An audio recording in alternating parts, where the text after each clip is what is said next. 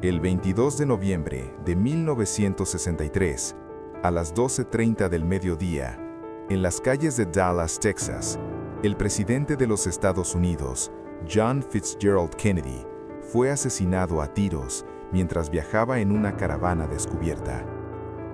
En menos de una hora, tenían al culpable, un hombre solo, llamado Lee Harvey Oswald, que supuestamente disparó 3 veces desde una ventana del 6º piso de un edificio cercano. Caso cerrado.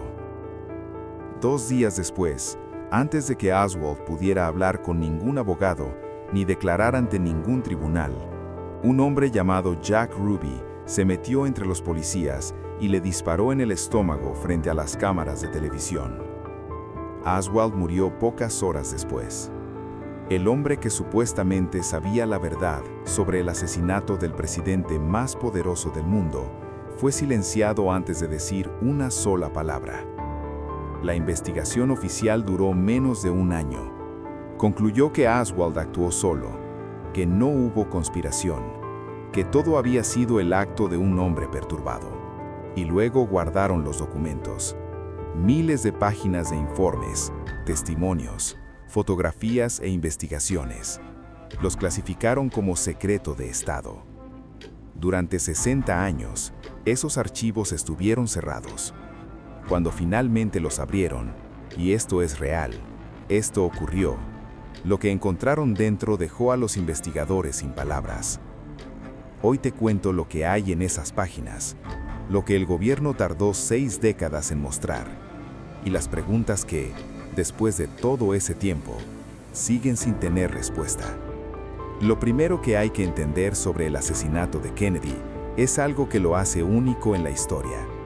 Fue filmado, no por un camarógrafo profesional, sino por un ciudadano común llamado Abraham Zapruder, que ese día llevaba su cámara de video de aficionado para grabar el paso del presidente por Dallas. El video de Zapruder dura apenas 26 segundos. Pero en esos 26 segundos está registrado, cuadro por cuadro, uno de los momentos más importantes del siglo XX. Y durante décadas, ese video fue la fuente de las preguntas más incómodas sobre lo que realmente ocurrió ese día.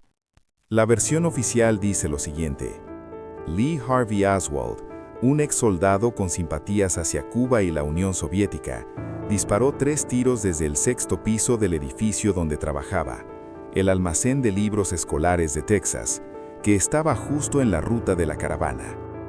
El primer tiro erró. El segundo hirió al presidente en el cuello. El tercer tiro fue el mortal. Esa es la versión oficial, la que se enseña en las escuelas, la que el gobierno defendió durante décadas. El problema es que hay algo en esa versión que no cierra. Y no lo digo yo. Lo dijeron los propios médicos que atendieron a Kennedy, los policías que estaban en la plaza ese día, y varios miembros del mismo equipo de investigación oficial. El problema se llama la bala mágica. Para que la versión de un solo tirador funcione, hay que explicar cómo un solo tiro pudo herir al presidente en el cuello, luego cambiar de dirección, herir al gobernador que iba sentado frente a él en la muñeca, luego en el muslo, y terminar en casi perfectas condiciones en una camilla del hospital. Los físicos que estudiaron esa trayectoria la llamaron imposible. La bala tendría que haber cambiado de dirección 3 veces en el aire y haber atravesado varios huesos sin deformarse prácticamente nada, algo que ninguna bala conocida puede hacer. Y sin embargo, esa es la base de toda la teoría oficial del asesino solitario. Durante los meses que siguieron al asesinato, una comisión oficial encabezada por el juez Earl Warren investigó lo ocurrido. Su conclusión, publicada en 1964, fue que Oswald actuó solo y que no existió ninguna conspiración. Lo que muy poca gente sabe es que varios de los propios miembros de esa comisión no creyeron en sus propias conclusiones. El senador Richard Russell, uno de los miembros de la comisión, se negó a firmar el informe final tal como estaba escrito. En una grabación que salió a la luz años después, le dijo al presidente Lyndon Johnson, el mismo que había ordenado la investigación, que él personalmente no creía que Oswald hubiera actuado solo. Johnson le respondió que él tampoco lo creía. El presidente que ordenó la investigación y el senador que firmó sus conclusiones, los dos, en privado, dudaban de sus propias conclusiones oficiales. Esa grabación existe. Está en los archivos de la Biblioteca Presidencial Lyndon Johnson. Cualquiera puede escucharla. Pero las preguntas no terminan ahí. Hay algo más que la investigación oficial nunca pudo explicar de forma satisfactoria. ¿Quién era realmente Lee Harvey Oswald? Oswald había sido soldado del ejército de los Estados Unidos. Luego desertó a la Unión Soviética en plena Guerra Fría, en un momento en que los dos países estaban al borde de la guerra nuclear. Vivió en la ciudad soviética de Minsk durante casi 3 años. Se casó con una mujer rusa. Y luego, sin mayores complicaciones, el gobierno de los Estados Unidos le permitió volver a su país con su esposa soviética sin hacerle prácticamente ninguna pregunta. En plena Guerra Fría, un soldado que había desertado al enemigo, regresando sin consecuencias. Varios investigadores encontraron posteriormente evidencia de que Oswald había tenido contactos con la Agencia de Inteligencia del Gobierno, la CIA, que habría sido usado como agente doble, pasando información entre los dos países, que su aparente simpatía hacia Cuba y la Unión Soviética podría haber sido una tapadera. Si eso es cierto, la pregunta es obvia. ¿Quién lo envió a Dallas ese día? ¿Y quién envió a Jack Ruby a silenciarlo antes de que pudiera hablar? En 1992, el Congreso de los Estados Unidos aprobó una ley que ordenaba desclasificar todos los documentos relacionados con el asesinato de Kennedy para el año 2017. Faltaban 25 años. Parecía tiempo más que suficiente. Cuando llegó el 2017, el gobierno pidió una prórroga, luego otra y otra más. La razón oficial: algunos documentos todavía podrían afectar la seguridad nacional. La seguridad nacional de un asesinato que ocurrió en 1963, más de medio siglo antes. Finalmente, entre 2022 y 2023, se liberaron miles de páginas de documentos que habían estado clasificados durante décadas, y lo que contenían esos papeles encendió de nuevo todas las preguntas. Uno de los hallazgos más perturbadores fue la confirmación de que la CIA había estado vigilando a Oswald en los meses previos al asesinato, que tenían un archivo sobre él, que sabían de sus movimientos, y que parte de esa información nunca fue compartida con la Comisión Warren durante la investigación oficial. En otras palabras, la agencia de inteligencia del gobierno sabía cosas sobre el supuesto asesino que no le dijo a los investigadores. Y esos documentos estuvieron guardados durante 60 años. Otro documento que salió a la luz reveló algo que todavía no ha sido completamente explicado. En los días previos al asesinato, alguien que usaba el nombre de Lee Harvey Oswald visitó la embajada soviética y la embajada cubana en México, pero las descripciones físicas de esa persona no coinciden con Oswald. Era más alto, tenía el cabello diferente. ¿Quién era ese hombre que se hacía pasar por Oswald en las embajadas de los países enemigos de los Estados Unidos justo antes del asesinato del presidente?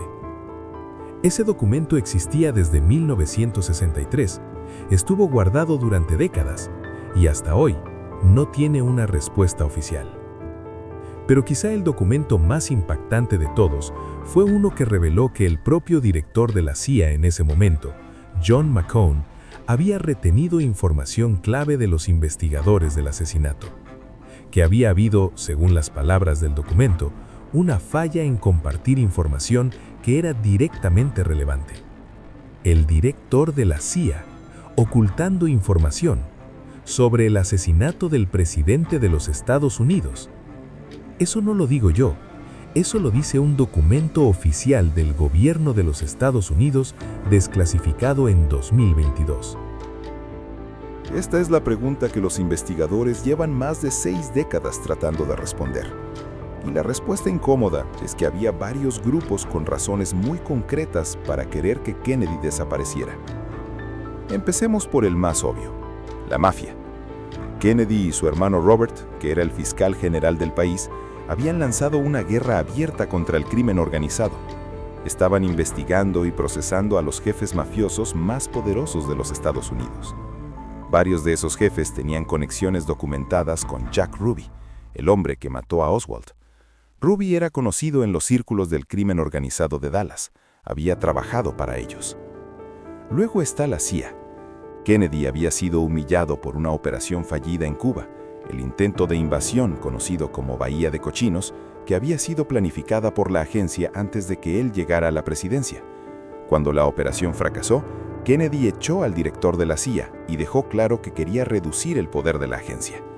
Hay documentos que muestran que varios altos funcionarios de la CIA lo odiaban.